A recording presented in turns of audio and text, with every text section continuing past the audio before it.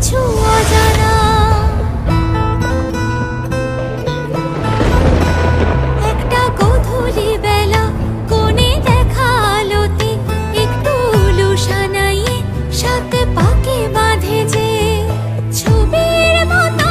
একটা ছোট্ট ঘরে রং পাল্টে দিয়ে এসে বাঁধবে বাসা বরণ ডালানো চৌকাঠে সে বরণ বরণ